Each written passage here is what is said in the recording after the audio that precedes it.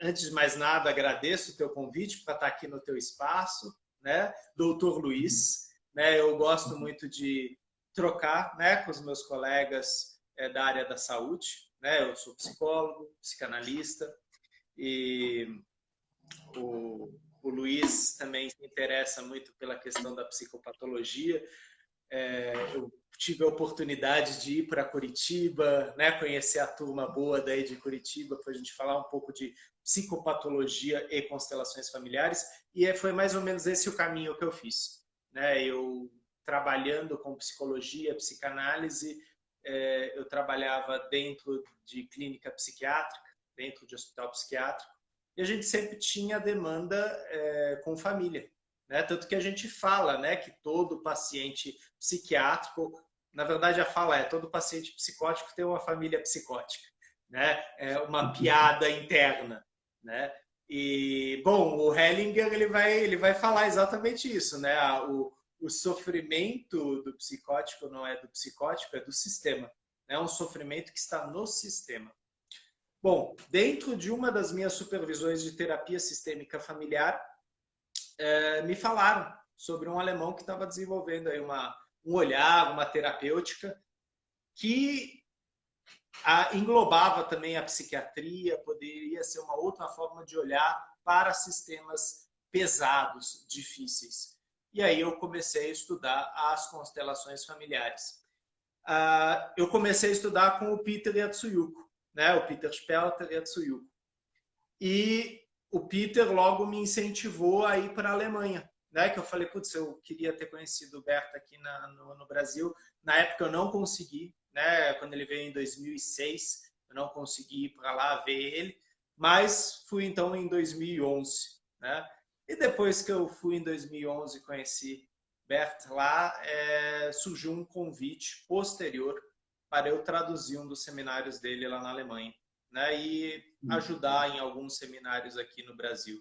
Então foi uma oportunidade aí de estar próximo aí do que o Bert falava, dos trabalhos de Bert Hellinger, e que você também acompanhou, né? Você também pegou esse pedacinho, principalmente ele vindo aqui para o Brasil, fazendo no final da vida dele um trabalho bem intenso em território brasileiro, né? E daí a gente continuou os nossos estudos, né?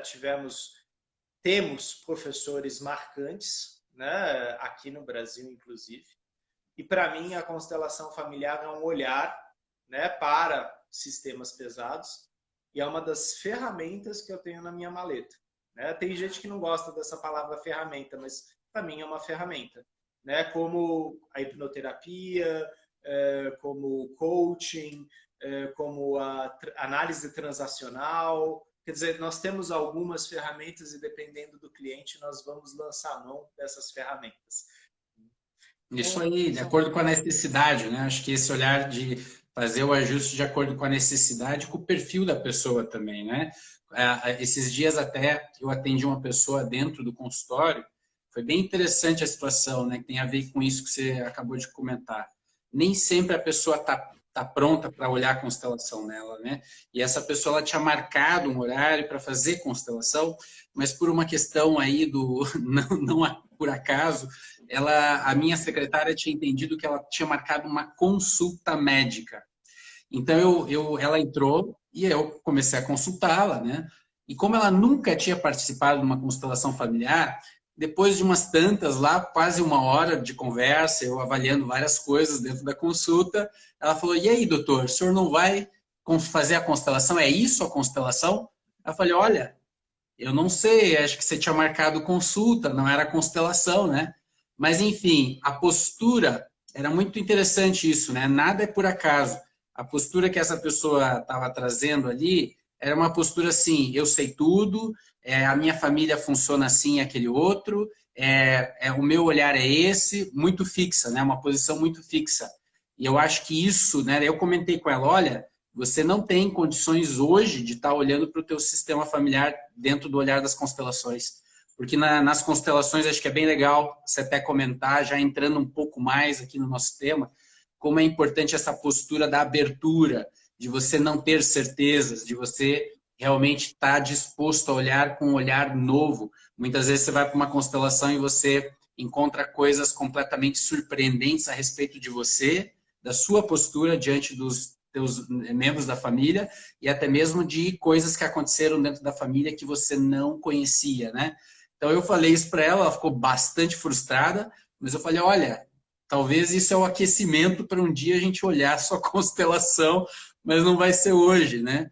Então, talvez já entrando um pouco, né, René, você com toda a tua experiência, usa isso dentro da tua clínica, tanto de forma individual quanto em forma de grupos, seminários, workshops que você conduz. Fale um pouco, né, do que você acha que de alguma forma a constelação trouxe de novo, né? A gente está trazendo aqui uma questão do sistema. Traga um pouco o que inova, né? Fazer uma constelação familiar ou olhar através das constelações, o que muda dentro desse grande campo que a gente pode dizer do autoconhecimento, da psicologia, né? Se puder falar um pouquinho. Sim. Na minha formação, eu tive um embate inicial grande com o Peter, não no sentido negativo, no sentido talvez filosófico, né? Ele era naturopata, filósofo, e eu era psicanalista, né? Sou psicanalista, né? Mas eu queria analisar o campo, eu queria interpretar o campo, eu queria deduzir o campo. E Peter sempre me falava, abra mão do seu saber para você entrar no campo. Levou um tempo para eu conseguir entrar nessa postura, né? Como assim abrir mão do saber? Como assim deixar ir tudo que eu sei, né? E com o tempo, é uma postura meditativa, é uma postura de vacuidade, né? Que eu sei que o Luiz também estuda bastante, né? As escolas orientais. Você não deixa de ser você, mas o teu controle de ego você deixa por um momento. E aí você se surpreende. Eu me lembro até hoje, uma vez, uma constelação de uma médica, que ela foi constelar com o Peter, e foi uma constelação rápida. Só que a mulher, ela estava aquele olho arregalado, assim, ela olhou para o Peter e ela falou, ah, meu Deus! E o Peter olhou para ela e falou, né? E ela falou, eu tô espantada. E o Peter, eu também.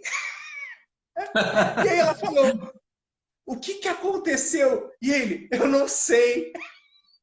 E ficou quieto, né? E aí ficou aquele silêncio e tal, e a gente percebia que ela estava capturando aquilo, né? Aquela imagem e aquela surpresa. E o Peter, ele ficou numa postura de silêncio, de retirada, como o Bert Hellinger muitas vezes fazia. Retirado. Respeitando o tempo do cliente, né? Nós não somos sabichões, né? Nós não somos teóricos, né? Logicamente, quando a gente vai falar das constelações, quando a gente vai falar das abordagens terapêuticas, a gente tem teorias, a gente tem saberes, né? Mas o campo, a gente se despe, né? A gente retira essas roupas do saber, principalmente as roupas do controle egóico, né? Porque, obviamente, no meu consultório, quando eu estou trabalhando como psicoterapeuta, psicanalista, a minha postura é analítica, né? Eu faço interpretações, eu faço construções junto com os meus pacientes. O espaço da constelação é um outro espaço. E é interessante que alguns clientes eles percebem essa mudança, né, de postura, né? E, logicamente, quando a gente está num espaço um pouco mais sistêmico, aí eu saio do fenomenológico de Bert Hellinger e entro, por exemplo, nas constelações organizacionais ou nas constelações sistêmicas mesmo, a gente traz esse olhar do todo, né, do macro, e qual é a tua parte nesse micro? Qual que é a tua responsabilidade nesse micro? Isso pode ser visto. O que é mais louco e que deixa a gente sempre surpreso, hoje eu acompanhei uma constelação individual e aquela coisa, né? Tem o que o cliente fala, tem o que aparece nos bonecos, né? Na colocação dos bonecos, e depois ainda tem aquilo que o corpo mostra, quando você vai para a prática sistêmica ou exercício no corpo. Então, você vai vendo as cascas caindo, né? Primeiro a casca do saber, eu sei do meu sistema. Não sei. Eu achava que eu sabia, não sei. Estou surpreso com isso que apareceu aqui nos bonecos. E olha que eu nem mexi nos bonecos. E aí vai para o corpo, outro saber ainda vem, né? E aí você percebe esse reverberar e muitas vezes o paciente vai falando, nossa, eu sabia disso, mas não dessa forma, né? Aquele famoso clique, né? E nós, numa postura retirada, escutamos, né? E muitas vezes até falamos para o cliente, olha, eu vou esquecer isso aqui, né? Porque eu não estou no lugar de analista, eu não estou no lugar de psicólogo, eu não vou ficar tomando nota, eu não vou ficar lembrando disso. Você sai com o seu sistema e ele é seu. Eu não levo nada dele, né? Essa postura também leva um tempo para a gente aprendê-la, ou melhor, Bert Hellinger nos ensinava, né, que as constelações familiares não se aprende, se cresce nela, né? Então, a gente aprende a crescer com essa postura, né? É uma postura humilde, pequena, última em alguns casos, né? Mas é constante, né? Em meditações, em exercícios, em cursos, né? Não foi porque a gente terminou alguns de nossos treinamentos que a gente parou, né, Luiz? A gente dá treinamento e a gente continua fazendo os nossos, né? Porque essa postura de vacuidade, ela não é uma coisa que a gente tem na mão. E não é um botão que eu aperto, vou acessar isso. Não. Você vai se perdendo, vai se encontrando, vai se perdendo, vai se encontrando. Por isso que, dentro das ordens da ajuda, o Bert Hellinger fala o quanto é importante que nós sempre estejamos abertos, né, para olhar, sim, para as nossas sombras, para as nossas dificuldades, né? Eu vi que o nosso querido professor Renato Bertatti está presente. Ontem, muito bom estar aqui, Renato. Obrigado. Ontem mesmo, no grupo de estudos que se iniciou com o Renato Bertatti, eu falei dessa preciosidade que é você, muitas vezes, supervisionar, né? Casos clínicos seus, constelações suas, até para você se ver na sua postura, né? Como você está trabalhando essa postura, você está interferindo no sistema ou você está retirado do sistema, né? Quer dizer, isso é um treino constante. Isso, eu não acredito que chega um momento que eu mostre um papelzinho para o Luiz e fale, eu sei. Isso não existe. Felizmente. Isso que você colocou, eu acho tão profundo, né? Que a constelação não é uma coisa que você vai olhar lá no encontro, né? Num atendimento individual ou coletivo, mas é uma postura que você tem que ir desenvolvendo e cultivando no seu dia a dia, né? Eu acho que também essa postura que você comentou, fenomenológica, de estar nessa postura da humildade, de eu não saber, de eu me abrir para o novo, é algo que vai muito além, né, de a gente só olhar também a nossa família. Claro, nossa família, sistema de origem, tem muita força em relação à forma como nós percebemos tudo, né, ao nosso redor. Mas isso pode ser transcendido, né, pode ser ampliado para a gente se relacionar com todo tipo de sistema, né, René? Eu acho que essa é a ideia também quando a gente vai abrir uma empresa, por exemplo, como o próprio Hellinger começou a desenvolver esse pensamento de constelações empresariais, ou se a gente for olhar relações com outros países, outras culturas, a gente pode levar os ensinamentos também dessa postura fenomenológica para qualquer lugar, né? E eu acho que ela, como o Hellinger fala num dos livros, né? No centro sentimos leveza, então precisamos estar no nosso centro, porque 1 milímetro para o lado, quando a gente não está no nosso centro, a gente se desgasta muito, né? E aí você falou essa postura também do terapeuta de se retirar, né, que eu acho tão interessante. Eu sempre falo para as pessoas quando a gente comenta assim do desgaste, né, ainda mais agora, essa situação, os profissionais de saúde estão extremamente desgastados com tudo que está acontecendo, né?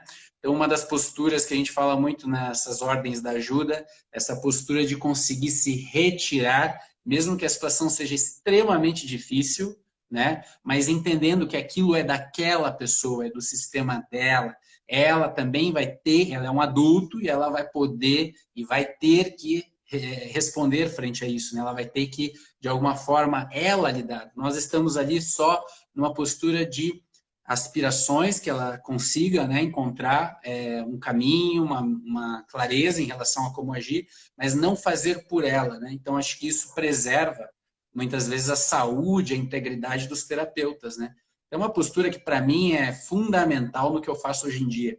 Se eu não tivesse um pouco desse mais a fundo do conhecimento das ordens da ajuda, talvez eu não atendesse metade das pessoas que eu atendo hoje, que seria muito desgastante, né? Eu acho que isso é muito vital para a gente manter a nossa sanidade como ajudante, né? E também, como você falou, nós somos pessoas que também temos nossos emaranhamentos, né, familiares, e eles aparecem, hora ou vez, sempre estão aparecendo, às vezes, num nível mais profundo, né, mais desafiador, e nós continuamos no processo olhando a nossa constelação, né? Mas já queria colocar aqui alguma questão também para você trazer teu olhar, que eu acho que é importante você compartilhar. Então, para as pessoas que estão aqui acompanhando a gente, né? O que seria, então, esse campo espiritual que a gente tanto fala, né? Ou essa consciência de clã, ou essa consciência familiar que o Hellinger, claro, belamente em todas as obras dele foi aprofundando, mas por que isso influencia tanto a vontade, o desejo individual da gente lá, né? A pessoa, às vezes, pode ter a ideia muito individual, né, de que basta eu querer, basta eu fazer e vai dar tudo certo, né? E, então eu vou querer fazer isso, vou fazer aquilo, vou ser tal profissional, vou comprar uma casa, vou ter uma família e daqui a pouco sai tudo do controle, né? Então eu queria que você falasse um pouco para as pessoas aqui, para que elas entendessem bem esse conceito. O que é esse campo espiritual? Por que ele influencia tanto o sujeito, né, o indivíduo? Fala um pouco para a gente, René. Legal, legal. Uma pergunta que a gente pode responder de várias formas. Eu talvez vou responder da forma que um psicanalista responderia, logicamente um facilitador também. Mas você falou uma coisa que eu achei muito legal aí, do querer, né? É muito interessante a gente perceber a diferença que está entre a vontade, que era defendida por Schopenhauer, e a querência, né? O querer, ele tem algo de infantil. Eu quero. A vontade, ela tem a força da responsabilidade.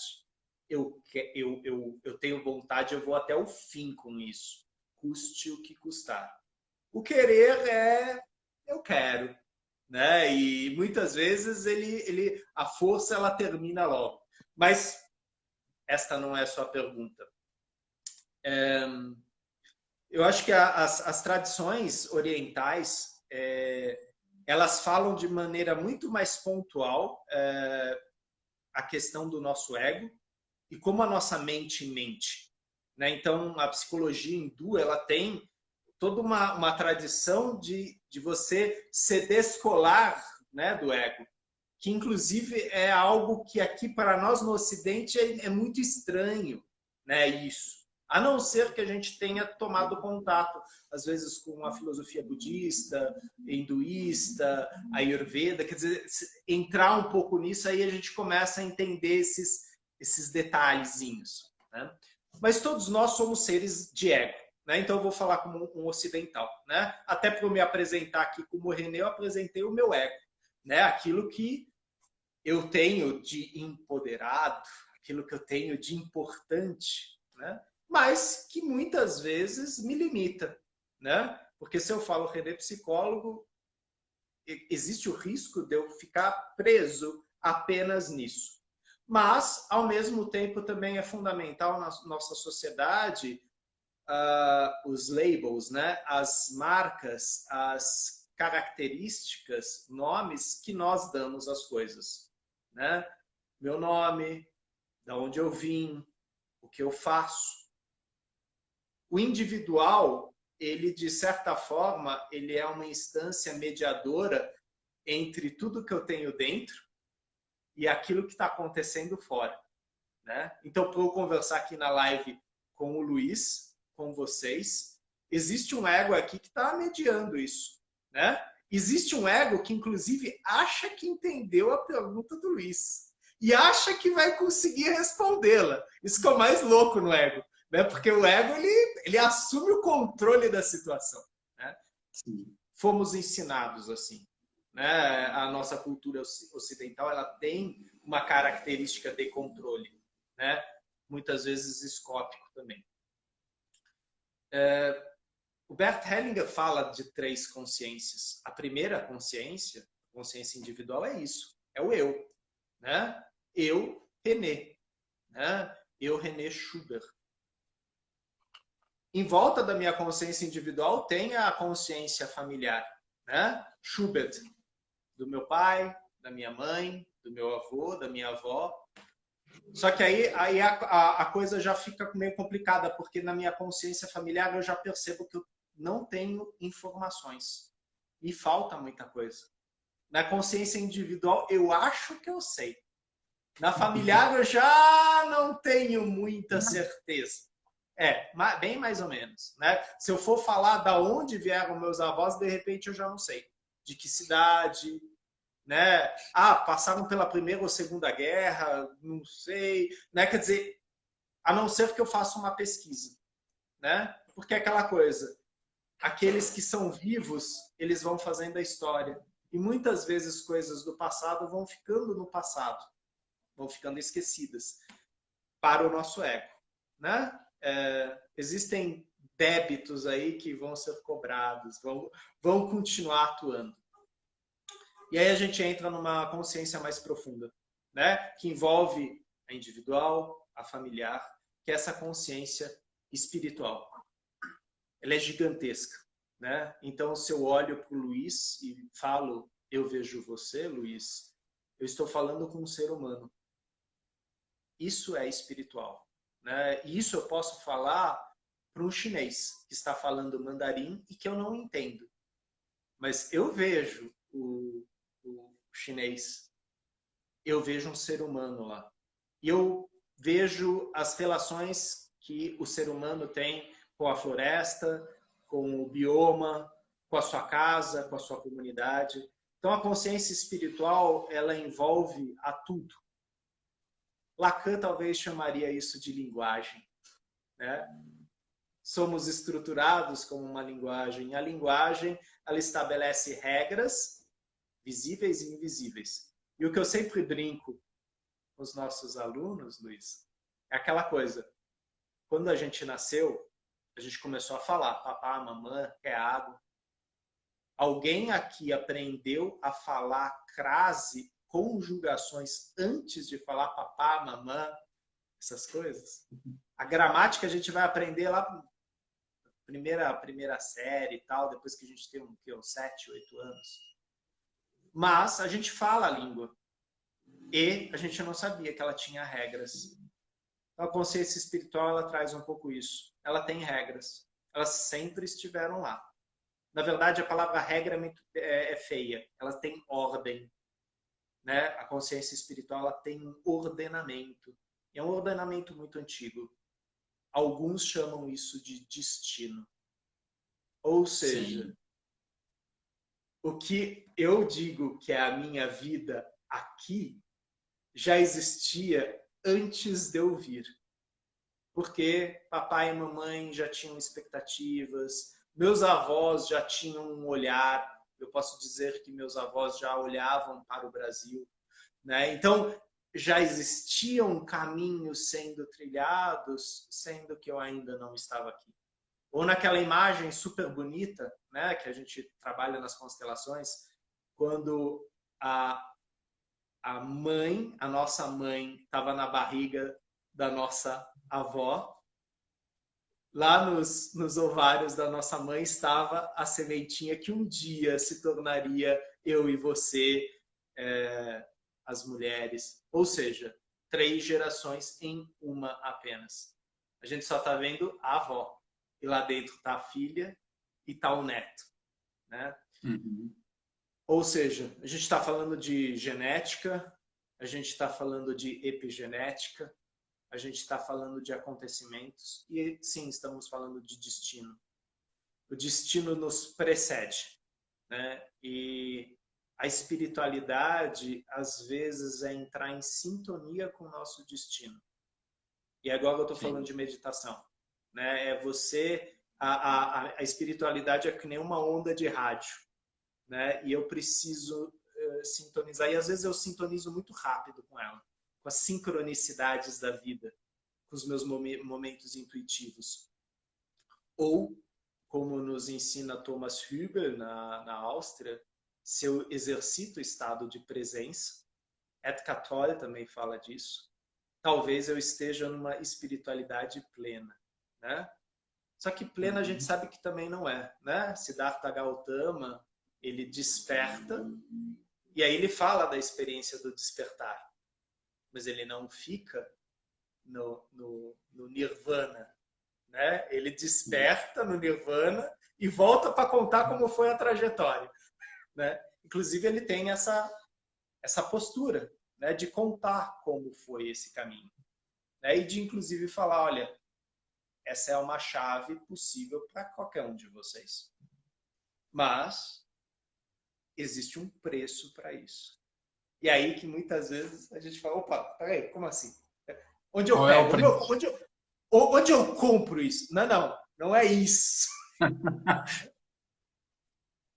Né? Então, essa seria talvez uma das formas de falar da consciência espiritual. Tem várias, né? E é um tema que é muito caro para nós, né? Porque muitas vezes as pessoas trazem uma visão espírita, e aqui eu não estou fazendo nenhuma crítica ao espiritismo, mas a constelação não tem nada a ver com o espírita, mas ela tem a ver com o espiritual, né?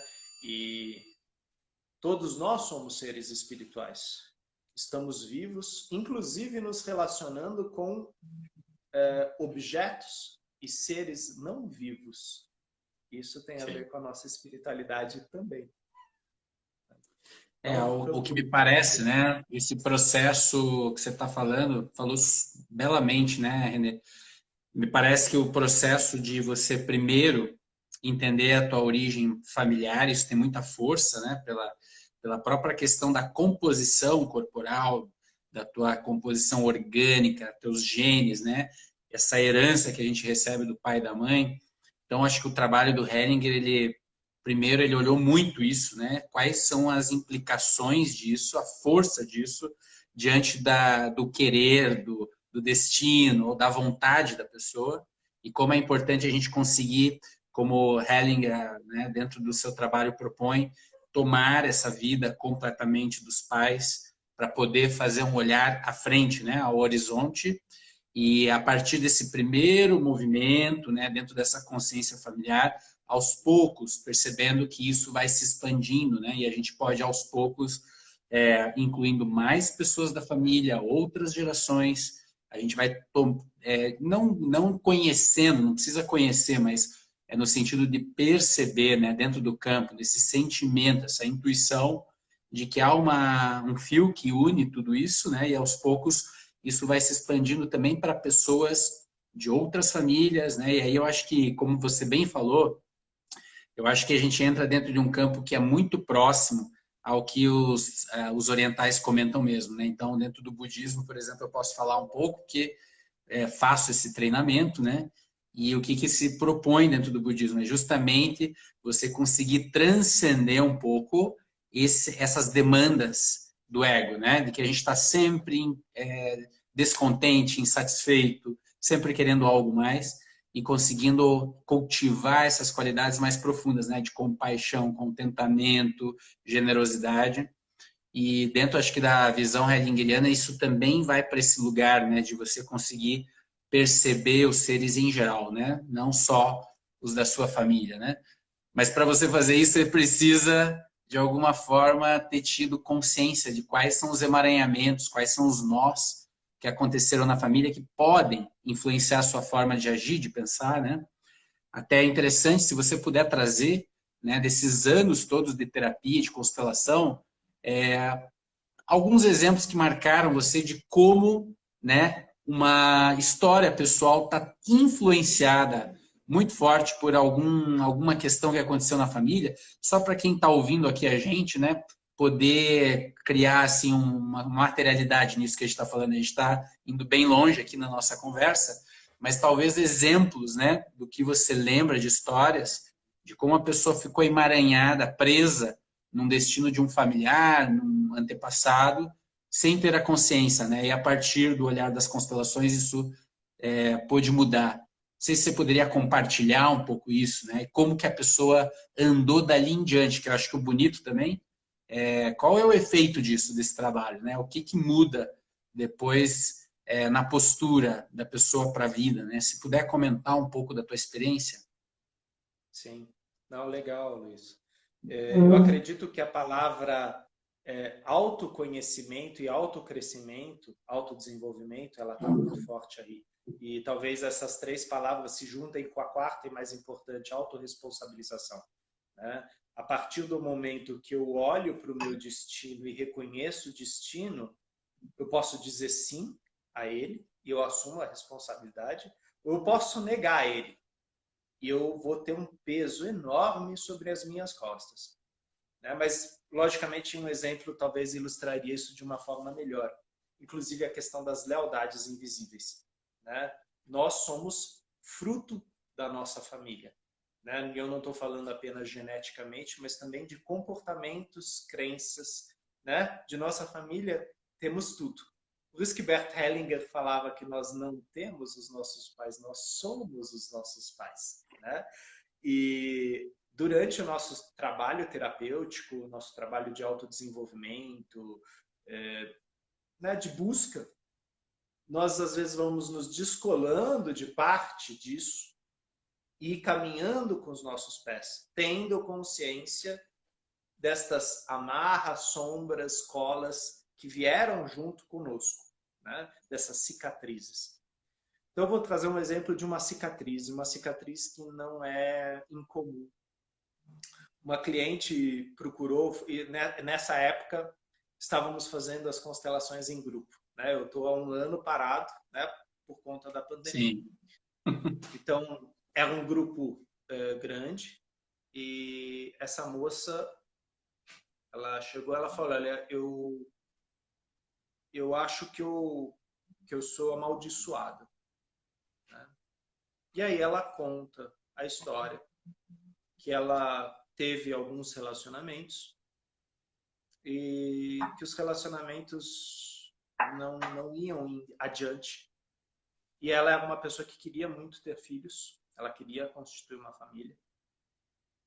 E ela falou, olha, eu não consegui, não consigo. As minhas irmãs também não. As minhas irmãs já estão mais velhas, não podem ter filhos, né? Eu sou a última. E parece que na minha família isso não é autorizado. Eu falei, por quê?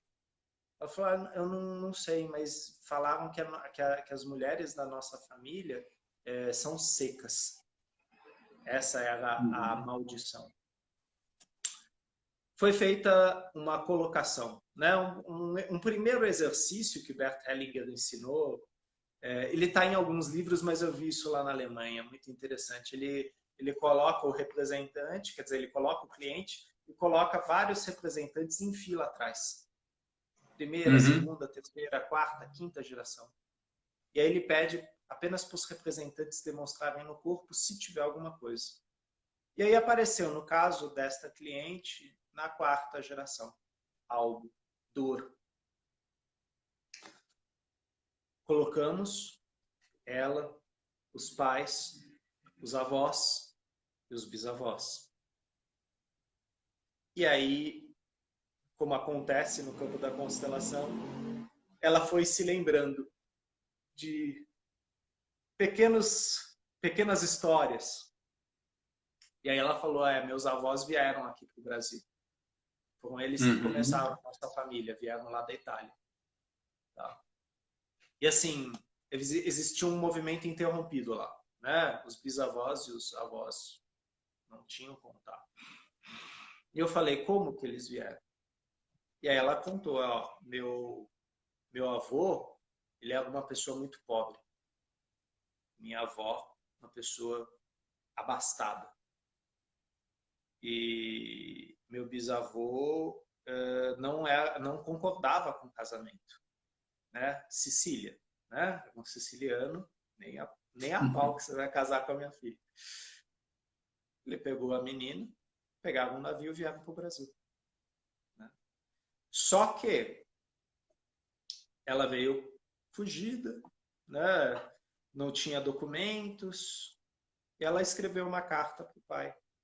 E o pai escreveu, ele falou, olha, o que você fez não tem perdão.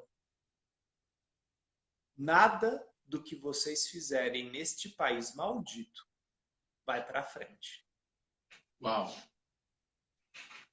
E foi a última comunicação. Né? Uma comunicação assim que teve um efeito de onda, né? De onda, exato. Né? E qual que foi a solução nesse sistema? E é muito interessante isso. Às vezes, quando você tem um movimento interrompido entre mãe e filha, a chave é a neta, ou às vezes a bisneta. Porque a avó ou bisavó, ela olha para a neta, para a bisneta. Né? E a solução foi a própria cliente, que então olhou para esse bisavô e falou, querido bisavô, por favor, olhe com carinho para nós aqui no Brasil. Porque nós nunca esquecemos vocês aí na Itália. Nós nunca abandonamos vocês na Itália. Né? Foi um movimento longo, né? E desse movimento da bisneta olhando para o bisavô, ele conseguiu olhar, então, para o neto, depois para a filha. Né? E é interessante que não teve movimento em direção, mas foi um movimento de finalmente conectar o olhar. Bert Hellinger falava, né, o essencial é simples e os movimentos da alma são lentos. Né? Isso foi a cena.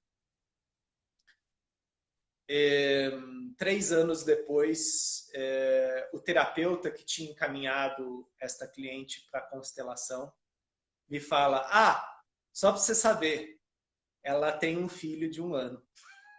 Uau! Quer dizer, a maldição foi dissolvida. O maldito talvez foi bendito. Né? Então essa que é a questão. A maldição, como a própria palavra fala, é um dito errado no momento de muita raiva, de muita dor. Né? Não que o bisavô fosse malvado. Ele era um cara que estava sofrendo com o que a filha fez. E o que ele falou para ela marcou o corpo dela, o corpo do genro, o corpo dos netos e dos bisnetos. Né? E corria o risco do nome da família parar lá. Né? Que é aquela coisa, como que morre uma família? Quando não tem mais herdeiros. Né? Quando você não tem mais filho, você não tem mais neto, bom, aquela linhagem para lá. Né? Ai, meu Deus, e aí? É isso. Tantas, já foram tantas que acabaram já, né? Exatamente. Né? Mas nesse caso, o maldito pôde ser bendito. Né? Não que isso seja um exemplo em todas as constelações. Tá? Foi uma, né, que se mostrou. E ela trazia muito isso, que ela era uma pessoa, e isso eu achei muito interessante, ela era uma pessoa muito católica, muito fervorosa, só que ela falava, eu acredito que a minha família era católica, só que eu não consigo conversar com Deus. Eu não tenho essa informação, mas eu acredito que depois disso ela conseguiu conversar com Deus também. Né? Certamente, ou pelo menos a relação com Deus modificou, né? Sempre, mas é muito interessante, bem tocante, acho que o pessoal gostou bastante aqui, várias pessoas compartilharam as impressões, né, do teu relato, desse exemplo. Eu acho que esse exemplo é muito rico que você trouxe, né? Porque mostra mesmo essa ideia de que talvez algo que aconteceu lá há 2 gerações atrás tem uma influência muito forte, e também uma questão que o próprio Jung desenvolveu também bastante, a psicanálise desenvolve também, que é a noção de quanto mais a gente tenta excluir um conteúdo, quanto mais a gente tenta se afastar de um tema, ou dentro da medicina, como eu falo para os pacientes, né? Quanto mais você tentar suprimir com medicamento esse sintoma, mais forte é o efeito lá na frente, né? E eu acho que esse exemplo que você trouxe mostra essa negação ou esse não pertencer desse avô, né? De não estar incluído dentro desse sistema, como isso também, de alguma forma, tinha uma grande, grande, grande influência, né? Então, isso está marcado por muito tempo até que a gente possa desenvolver esse olhar, né? E acho que é um exemplo bem tocante nessa questão, né? E muitos outros, acho que teria muitos e muitos exemplos, né, René, de como, às vezes, alguém que foi excluído dentro do sistema familiar, ele vai tentar falar, digamos assim, através de outras pessoas, né? A gente vê isso muito comumente nas constelações. Isso é uma coisa que mudou muito também, compartilhando um pouco contigo, meu olhar como médico, né? Porque às vezes as pessoas trazem doenças graves, né? Muito graves, e como câncer, doenças autoimunes, ou situações em que as pessoas estão muito debilitadas, e a gente conversando um pouco na consulta, a gente percebe que não é uma coisa que está só no nível do corpo, né? Está enraizado no corpo, mas tem uma dinâmica sutil muito mais profunda atuando também, né, naquele sistema. Então, a gente vê muito isso em casos de doenças graves, né? Você teria até, acho que seria legal, para daí a gente abrir aqui as questões das pessoas, né? Que acho que o pessoal já está começando a colocar perguntas. Algum exemplo também de uma doença grave, de alguém que estava com alguma doença grave e que de alguma forma foi procurar a constelação, e dentro da constelação, se não encontrou cura, porque cura é muito perigoso essa palavra, mas de alguma forma encontrou uma nova compreensão a partir da sua doença. Se você lembrar de alguma situação assim. E o pessoal de casa, quem está nos ouvindo, pode colocar as perguntas também aqui embaixo, que a gente vai tentar responder. Nós temos mais cerca de 15 minutos, então o René vai aqui falar um pouquinho sobre o que eu provoquei ele, e aí depois a gente vai se concentrar em tentar trabalhar as perguntas. Legal, legal. Eu tenho um caso bem interessante sobre doença, mas antes fazer um parêntese muito importante que você faz, né? Muitas pessoas falam da constelação como um método de cura, né? E é muito importante a gente reparar numa questão linguística, né? O Hellinger, ele, como alemão, ele fala de Heilung. Heilung, assim como no inglês healing, é um processo. Cura, no português, é fechado. A gente não fala processo de cura, a gente fala curou, né? Acabou. E não é isso. Acabou, não quero mais saber, tchau. Exato. Porque muitas vezes, se a gente coloca essa entonação, a gente exclui. Isso. Né? E não é isso. O processo de Heilung, o processo de cura, é um processo de lentamente eu conseguir abraçar aquilo que é tão difícil eu me aproximar. Porque me dá paura, me dá nojo, me dá raiva. Ah, não, eu não quero fazer isso não. Então, olha de longe. Né? Uma vez o Pita fez um exercício comigo que era exatamente isso, olhar para uma pessoa que eu tinha uma questão difícil. E aí eu falei pro Pita, eu falei, tá difícil, né, de eu me distanciar. Ele falou, joga ela lá longe, né? Mas você tem que ver, né? Porque isso você vai, em algum dia você vai trabalhar isso.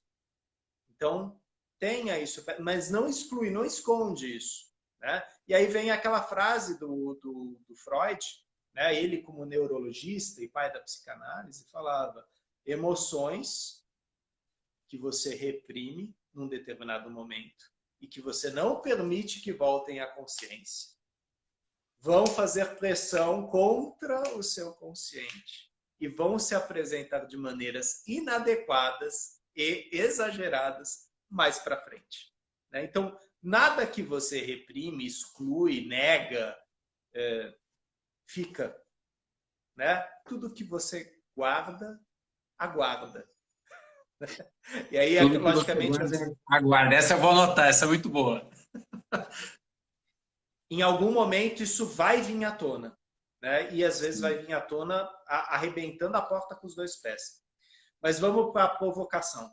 Né? Foi assim, é bem aquela coisa do inusitado, Luiz, que a gente estava falando logo no começo da live. Né? E o facilitador, ele sabe das coisas, não sabe nada. Né? Menina sentou do meu lado e falou, eu tenho fibromialgia. Né? Tá. O psicólogo tem algumas teorias de fibromialgia, o psicanalista também tem. Né? Deixei tudo fora.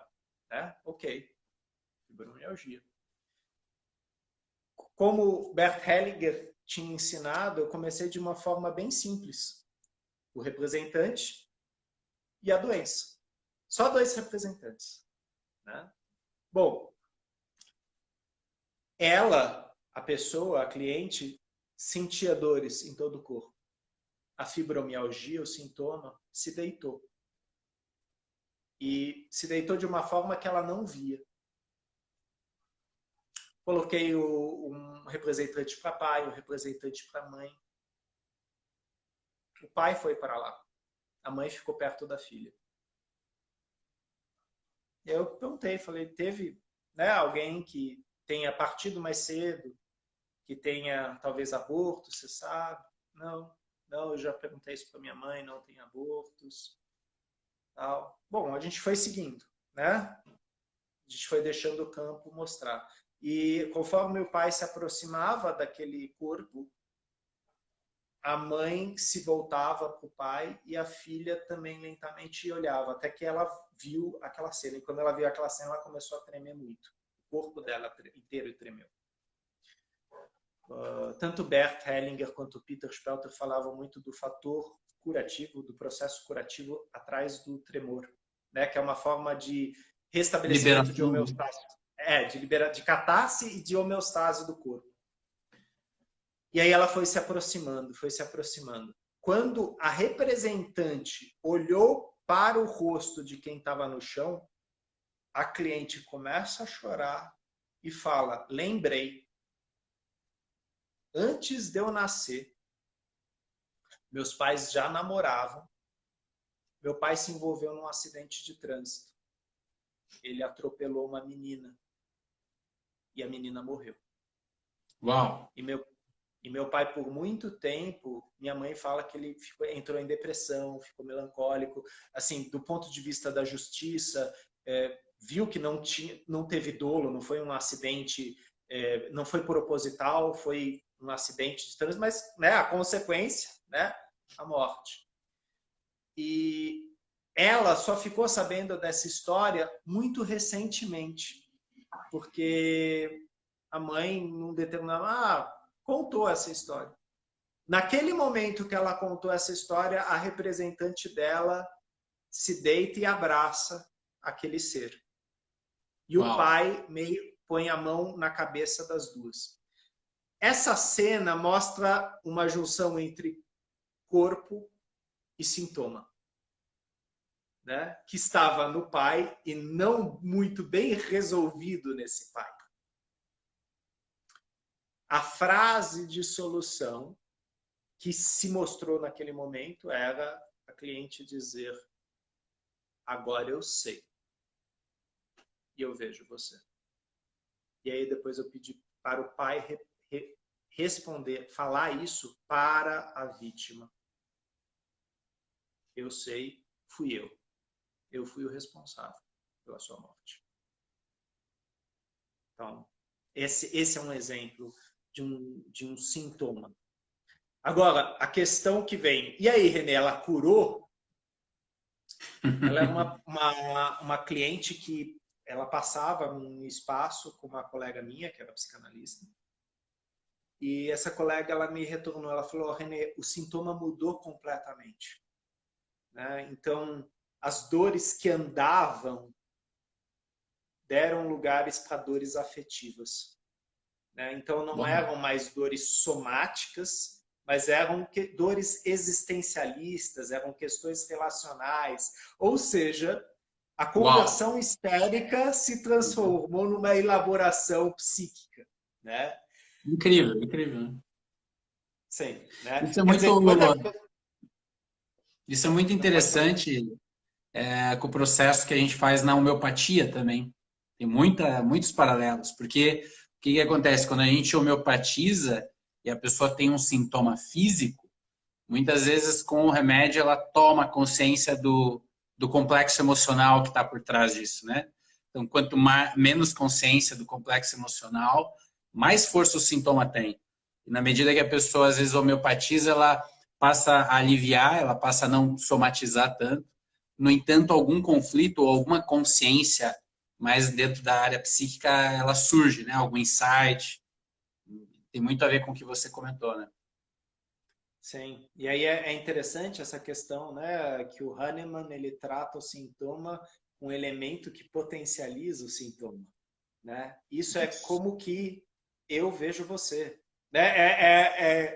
No corpo é eu vejo você, eu estou em contato com você, né? Esse foi E o, esse foi um insight. Esse foi um insight que eu tive na primeira vez que eu participei, né, de um campo de constelação. Quando eu olhei isso e também participei do campo, né, eu representei algo do campo e deixei ser tomado pelo campo. Eu vi algo mais profundo tem aí mesmo. E me veio já essa ideia da similitude, né, no sentido de eu tenho que olhar para o que está incomodando de alguma forma, de uma forma pedagógica, de uma forma que eu vou treinando aos poucos, através da meditação, através da contemplação, mas eu preciso olhar isso, né? Então, não é possível, através da negação, chegar a alguma liberação ou algum alívio sintomático. É preciso olhar mais profundamente, né? Mas muito belo o caso que você contou, né? Realmente são as constelações, é difícil a gente trazer toda a dimensão que é esse trabalho sem vivenciá-lo, né? Sempre um desafio, mas eu acho que você conseguiu bem, né? Porque eu fui acompanhando, acho que as pessoas acompanharam e dá para perceber a força desse movimento interno dentro da pessoa quando isso acontece dessa forma direto lá da profundidade mesmo, né? Não é uma coisa racional só, né? E a gente está aqui já, a gente poderia conversar muito tempo, porque eu acho que a riqueza que você traz dentro das tuas colocações abre várias chaves de reflexão, mas a gente está se aproximando aqui já do nosso horário, né, que a gente combinou, e eu vou permitir que as pessoas também coloquem algumas coisas aqui para a gente poder usar esses últimos minutos para isso, né? Então, vou pegar aqui algumas perguntas, né? Então, o Daniel Spinelli é um grande amigo, né? E parceiro do Mindfulness também. A gente cultiva através do Mindfulness tem muito a ver com a postura das constelações, né? Essa atitude de aceitação, não julgamento, de apenas observar, né? Então, Daniel colocou aqui um caminho profundo de meditação, como por exemplo dentro das meditações mais profundas do budismo, Rigpa, né? É suficiente para a superação das programações oriundas da família? Ou um trabalho com constelação ainda seria necessário? Vou falar rapidinho e deixar para o Renê isso aqui também, mas eu acho, Daniel, o que eu percebo é o seguinte, é claro que dentro do campo da espiritualidade, o que está sendo proposto é muito transcendente, é isso que você colocou, estado de Rigpa, mas muitas vezes a gente pode perceber, muitos praticantes, eu mesmo, eu faço meu depoimento, vários pontos que dentro da minha prática estavam um pouco travados, que eu não percebia o que exatamente estava travando. A partir do trabalho com as constelações, indo olhar lá nos primórdios, família, relação com pai e com mãe, modificou completamente a forma como eu pratico hoje e vem modificando. Então, eu acho que as duas coisas podem trabalhar de uma forma sinérgica. Eu acho que elas podem trabalhar conversando. Essa é a minha impressão dessa pergunta. Mas é uma excelente pergunta, porque às vezes os praticantes, eles acham que porque eles estão num caminho para a iluminação, ou com essa aspiração dentro do budismo, eles estão livres dos emaranhamentos, das agarras, né? Dos contextos familiares. E muitas vezes podem estar praticando e às vezes olhando de uma forma com a psicoterapia ou com uma constelação ou qualquer tipo de terapia, pode dar um grande avanço na prática, né, da pessoa. Não sei como é que você vê isso, René, como é que é teu olhar em relação a isso? Gostei da palavra sinergia aí, né? Existe uma sinergia aí, né? Mas as armadilhas do ego, né? Ou seja, Mara está presente também nas práticas meditativas, também nas constelações.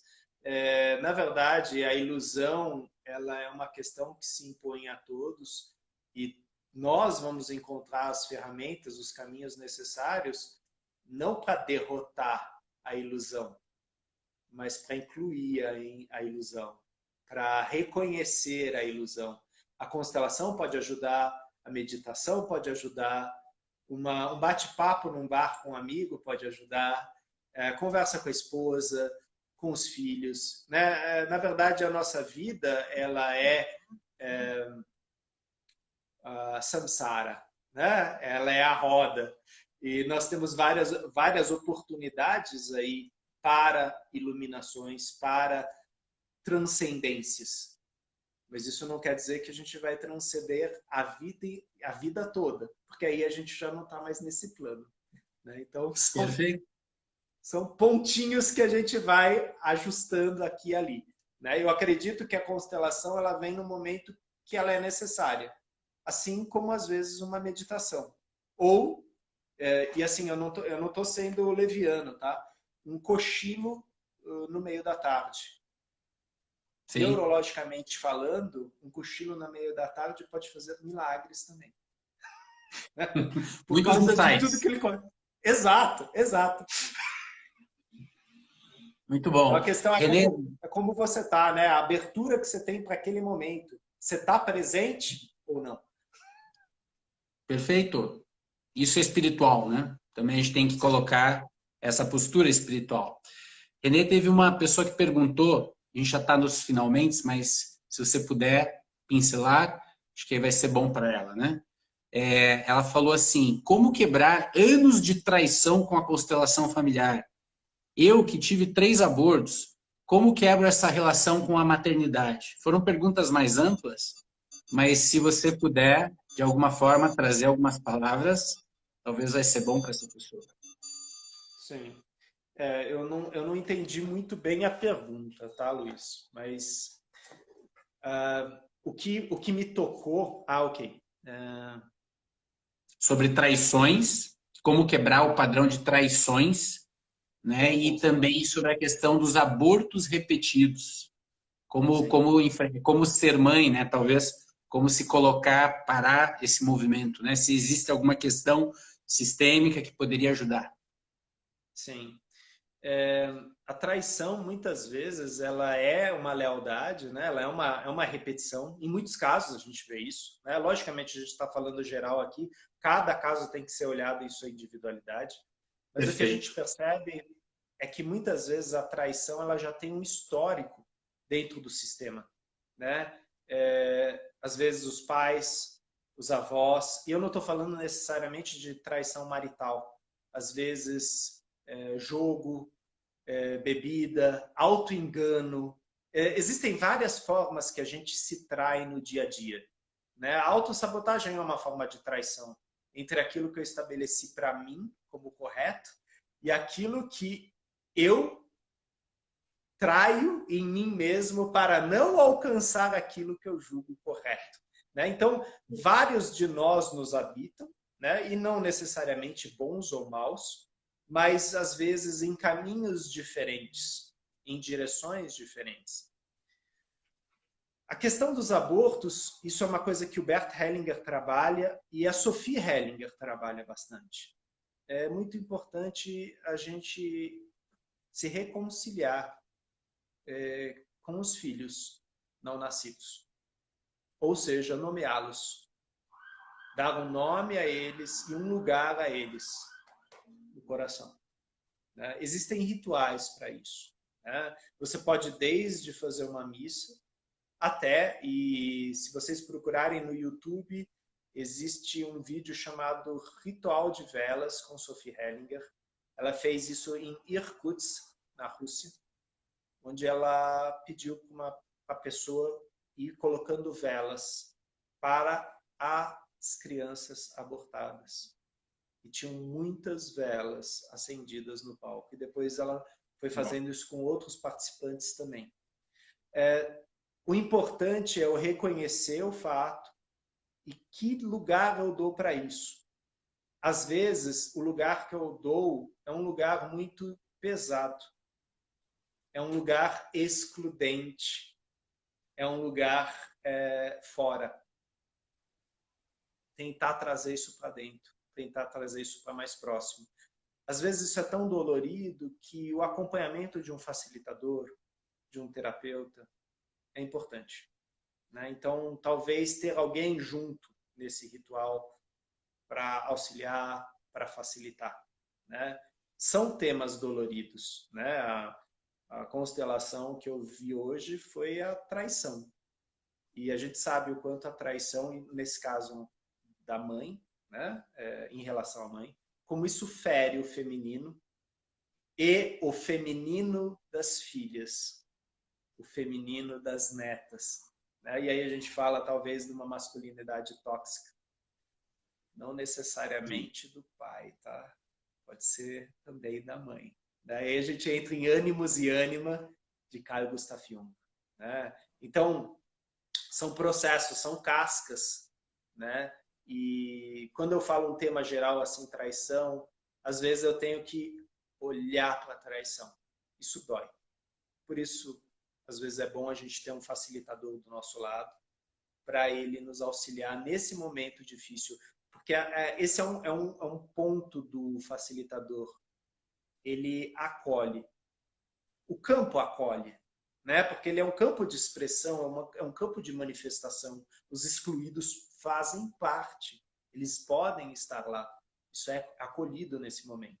Né? Por isso que é tão importante uma postura de vazio no facilitador, para que os pensamentos, as intenções, os preconceitos, os medos do facilitador não interfiram num processo tão delicado, né? Que é, de repente, olhar uma coisa muito difícil e que traz muita raiva, muita dor, muito medo. E às vezes poder Rubem Alves, sustentar essa dor e essa raiva sem nenhuma ação, né? sempre. Esse é um desafio também, porque a gente pode tomar o impulso de querer fazer algo e às vezes não há nada para ser feito, apenas para ser acolhido, né? Às vezes somos apenas testemunhas, né? Não fazemos Exato. nada, nós apenas testemunhamos a dor. E às vezes a gente sussurra, você não está sozinho. Eu vi. Eu ouvi. Uau. Eu senti. Isso. Né? E agora eu sei o que eu vi, ouvi e senti. Maravilhoso. Maravilhoso essa colocação. E acho que é um desafio mesmo, né? Cada constelação traz essa postura desafiante, mas ao mesmo tempo tão profunda, tão engrandecedora, né? Poder também facilitar esses trabalhos, né, René? Acho que dá para ver claramente que você faz isso com muita paixão, muita entrega, né? E com muita postura de facilitador. E também eu tento fazer isso e eu acho que é isso que faz a diferença também na hora, né, de abrir uma constelação. Mas o tempo também cronológico, né, está acontecendo, o Cronos está acontecendo e a gente já está chegando aqui no final. Eu gostaria de agradecer imensamente você ter dedicado aí uma horinha tua para a gente poder bater um papo, conversar. Eu falei, eu preciso conversar com o René, já que a pandemia não está deixando, vamos fazer uma live. Estava com saudades de ti, cara, e eu espero que a gente possa, muito em breve, poder sentar num bar mais tranquilo, poder conversar também num ambiente informal. Desejo que teu trabalho só cresça. Para quem não sabe, pessoal, o René tem livros publicados. Entrem no canal dele, Family Constellation, tem um blog também com vários artigos. E eu recomendo fortemente, não só para quem está em São Paulo, mas quem quer ter contato com uma pessoa que é muito coerente com aquilo que está propondo, vão atrás do René, sigam eles nas redes, porque tem muita coisa boa. Obrigado, René, pela tua presença, viu? Eu que agradeço o teu convite, o teu espaço, os teus elogios. Eu repasso eles aos meus mestres, que são muitos e que com certeza me mostraram muitas coisas também. Outras que ainda vão vir também, né? E eu desejo mesmo para você muita abertura e serenidade no teu caminho, né? Como médico, como facilitador, né? E seguimos em frente, né? Olhando para esses desafios como possíveis soluções. Maravilhoso. Obrigado, Renê. Boa noite, pessoal que acompanhou. Gratidão por terem ficado com a gente até esse horário mais tarde. Hora de começar a preparar o sono, tranquilo, na cama. E nós vamos ficar também nos nossos canais, sempre estamos falando sobre constelação. O Renê tem uma publicação vasta, então a gente vai estar sempre trazendo conteúdos nessa área. Obrigado. Boa noite, Renê. Boa noite a todos.